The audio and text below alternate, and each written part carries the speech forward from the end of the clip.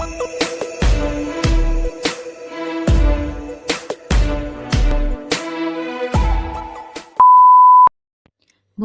hari ini kita akan membahas tentang Afrika Sentral. Yang pertama kita bahas adalah bagian geografinya.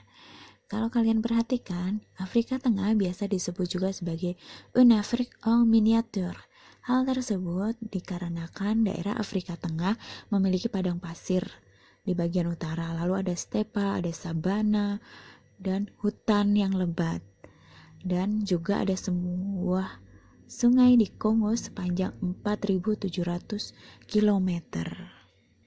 Dan ada satu gunung yang paling tinggi di Afrika Tengah, yaitu Gunung Kamerun. Ini adalah sebuah gunung berapi aktif dan tingginya 4.095 meter. Pada bagian sejarah, negara pertama yang dikenal para ahli sejarah adalah Kanem. Ini sebuah daerah yang berkembang di sekitar Danau Chad di abad 11. Sedangkan bangsa yang menemukan Afrika Tengah adalah bangsa Portugis, dan mereka mulai menjual budak dari Afrika. Namun, kolonialisasi muncul ini pada tahun 1885, yaitu ketika Kongres Berlin, bahwa Jerman memiliki negara Kamerun dan Prancis memiliki sisa negara lainnya. Tapi setelah Perang Dunia, Jerman kalah, jadi Kamerun ini dibagi menjadi milik Prancis dan Inggris. Lalu setelah Perang Dunia, tadi Prancis membuat grup untuk negara-negara koloninya, yaitu AEF, l'Afrique Équatoriale Française. Tetapi itu hanya pada sampai tahun 1960, karena setelah itu negara-negara di Afrika Tengah mulai merdeka.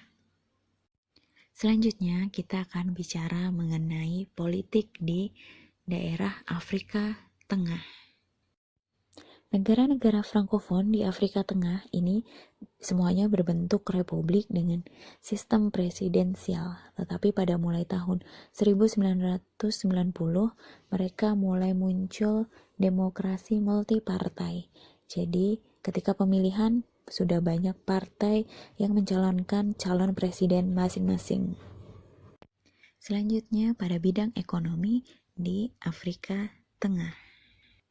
Pada bidang ekonomi, tambang minyak ini dimiliki oleh Guinea dan Kamerun, Gabon, Kongo, dan Chad. Ini adalah negara-negara yang memproduksinya. Tambang minyak di sini adalah menjadi salah satu sumber ekspor utama dari kelima negara tersebut. Selain tambang minyak, ada juga perkebunan, dan Kamerun adalah satu-satunya negara yang ekspor utamanya adalah kakao dan kopi.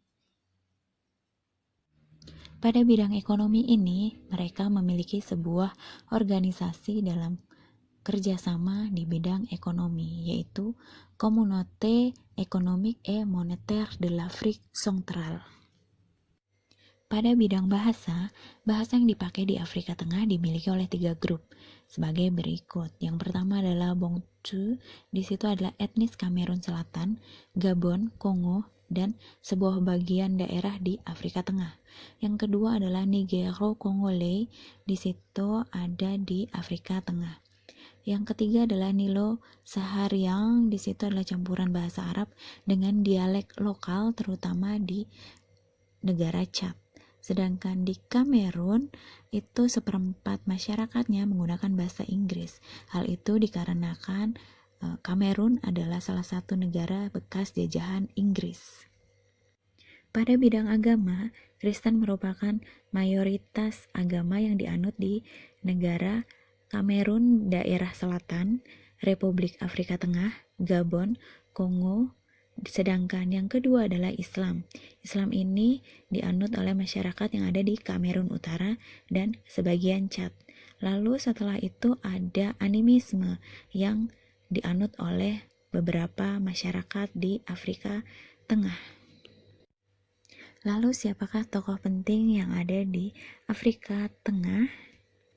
Salah satu tokoh penting yang ada di Afrika Tengah adalah Mongo Betty. Dia merupakan penulis dan warga negara Kamerun. Dia penulis paling terkenal di Afrika Tengah. Lalu yang kedua adalah ada Henri Lope. Di situ dia adalah penulis politik, dia adalah warga Kongo dan Perdana Menteri pertama negara Kongo. Baiklah, demikian penjelasan mengenai Afrika Tengah dalam rangka kelas Civilisation Française et Francophone. Merci beaucoup et bonne journée.